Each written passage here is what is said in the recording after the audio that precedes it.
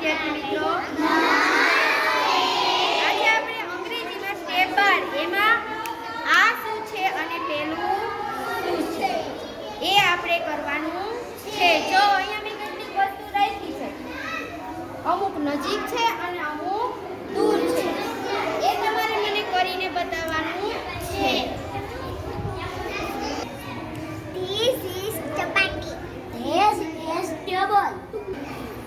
This is compass box. That is length. This is a bag. That is a lunch box.